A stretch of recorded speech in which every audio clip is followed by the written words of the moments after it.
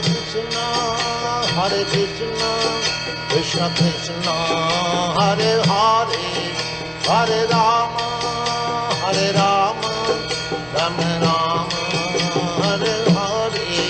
Hare Krishna, Krishna Krishna, Hare Hare, Hare Rama, Rama Rama. अध्याय 5 द्वंद्वों तथा उपाधियों से मुक्ति पाने के लिए। ये भौतिक जगत द्वंद्व का जगत है। एक क्षण हम ग्रीष्म ऋतु की गर्मी पाते हैं तो अगले ही क्षण शीत ऋतु की सर्दी पाते हैं, या एक क्षण हम सुखी होते हैं और अगले ही क्षण हम दुखी होते हैं। एक क्षण में सम्मानित होते हैं, अगले क्षण अपमानित होते हैं। इस द्वंद्व जगत में किसी भी वस्तु को उसकी विपरीत वस्तु को समझे बिना समझना असंभव है। सम्मान को समझना तब तक संभव नहीं जब तक अपमान को न समझा जाए। इसी प्रकार यदि हमने दुख न भोगा हो तो हम सुख को नहीं समझ सकते। व्यक्ति को ऐसे द्वंद्वों का अतिक्रमण करना चाहिए, किंतु जब तक यह शरीर है तब तक द्वंद्व भी रहेंगे ही। जहाँ तक व्यक्ति शारीरिक धारणा से शरीर से नहीं अपितु शारीरिक धारणा से निकलने का प्रयास करता हो, वहाँ तक उसे इन द्वंद्वों को सहना सीखना चाहिए। भगवद गीता में 2 अध्याय में कृष्ण अर्जुन को सूचित करते हैं कि सुख और दुख द्वंद्व केवल शरीर के कारण है। यह चरम रोग या खुजल जैसा है। केवल इसलिए कि खुजली हो रही है, व्यक्ति को उसे खुजाने में पगला नहीं जाना चाहिए। केवल मच्छरों के काटने के कारण हमें छींकना नहीं चाहिए, ना ही कर्तव्य करना छोड़ना चाहिए। द्वंद्व अनेक हैं जिन्हें हमें सहना चाहिए, परंतु यदि हम कृष्ण भावना में स्थित हों तो वे द्वंद्व महत्वहीन प्रतीत होने लगेंगे। ऐसे द्वंद्वों को कोई कैसे सहन करे? ज्ञान विज्ञान तृप्त आत्मा कूटस्थतो विजते इंद्रियम युक्त इत्युच्यते योगी समलोष्ट्राशम कांचनम। वह व्यक्ति आत्म साक्षात्कार को प्राप्त तथा योगी कहलाता है जो अपने अर्जित ज्ञान तथा अनुभूति से पूर्णतः संतुष्ट रहता है। ऐसा व्यक्ति अध्यात्म को प्राप्त तथा जितेंद्रिय कहलाता है। वह सभी वस्तुओं को, चाहे वह कंकड़ हो या पत्थर हो, उसे सोना एक समान देखता है।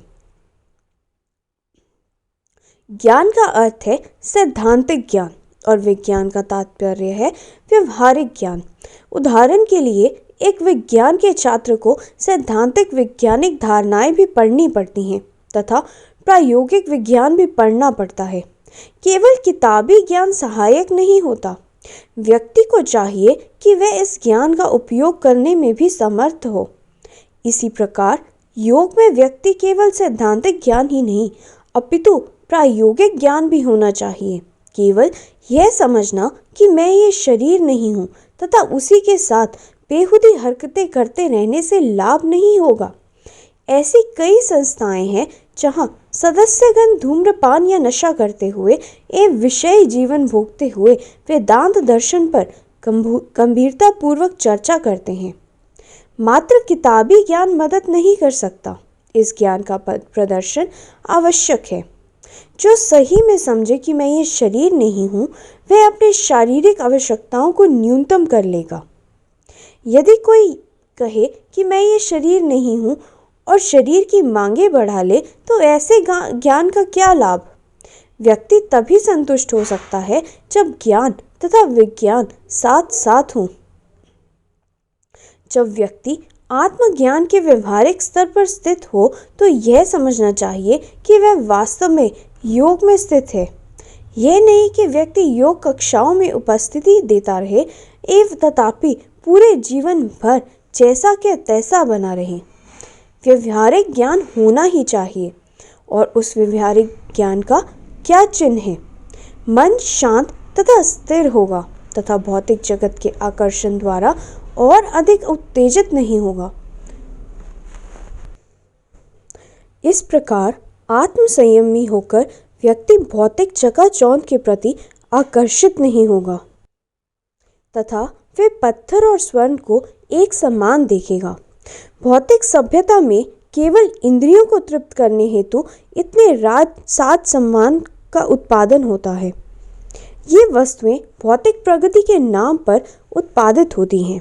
योग में स्थित रहने वाला इन साज सामानों को सड़क के कूड़े के समान देखता है। इसके अतिरिक्त कृष्ण कहते हैं, जब मनुष्य निष्कपट, हितैषियों, प्रिय मित्रों, तटस्थों, मध्यस्थों, ईर्ष्यालुओं, शत्रुओं तथा मित्रों, पुण्य आत्माओं एवं पापियों को समान भाव से देखता है तो वह और भी उन्नत माना जाता है। मित्र विभिन्न प्रकार के होते हैं। सुहृद जो स्वभाव के शुभकांक्षी होता है तथा सदैव हमारा कल्याण चाहता है। मित्र एक साधारण मित्र होता है तथा उदासीन निष्पक्ष व्यक्ति को कहते हैं। इस भौतिक जगत में कोई मेरा शुभकांक्षी या मित्र हो सकता है अथवा न मित्र और न शत्रु बल्कि निष्पक्ष हो सकता है, अथवा न मित्र और न शुभकांक्षी या मित्र हो सकता है, अथवा न मित्र और न शत्रु बल्कि निष्पक्ष हो सकता है। कोई अन्य मेरे तथा मेरे शत्रुओं के बीच का संपर्क माध्यम हो सकता है, जिसे इस श्लोक में मध्यस्थ कहा गया है। कोई अपनी गणना के अनुसार किसी को पुण्यवान तथा किसी को पापी के रूप में देख सकता है, परंतु जब वह दिव्यता में स्थित होता है तो यह सारे लोग बंधु, शत्रु या जो कोई भी होता है। जब कोई वास्तविक ज्ञानी बन जाता है तो वह कोई शत्रु या कोई मित्र नहीं देखता, क्योंकि यथार्थ में कोई मेरा शत्रु नहीं, कोई मेरा मित्र नहीं, कोई मेरा पिता नहीं, कोई मेरी माता नहीं इत्यादि। हम केवल जीवात्माएं हैं जो पिता, माता, बालक, मित्र, शत्रु, पापी और संत इत्यादि की वेशभूषा में मंच पर अभिनय कर रहे हैं, और हम एक दूसरे के साथ इतनी सारी उपाधियां जोड़ देते हैं कि मैं सोचता रह सकता हूं कि यह मेरा पुत्र है, किंतु वास्तव में हम किसी के पुत्र को कैसे जन्म दे सकते हैं? यह संभव नहीं है।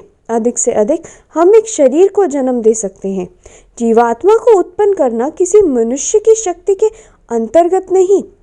केवल संभोग द्वारा जीवात्मा को उत्पन्न नहीं किया जा सकता। जीवात्मा को स्तारवों के युक्तिकरण में रखा जाता है। यही श्रीमद् भागवतम का निर्णय है। अतः शरीरों के मध्य बहुविध संबंध केवल रंगमंच के नाटक जैसे हैं। जो वास्तव में ज्ञानी है तथा जिसने वास्तव में योग को प्राप्त किया है, वह इन शारीरिक विभेदों को नहीं देखता। हरे कृष्णा।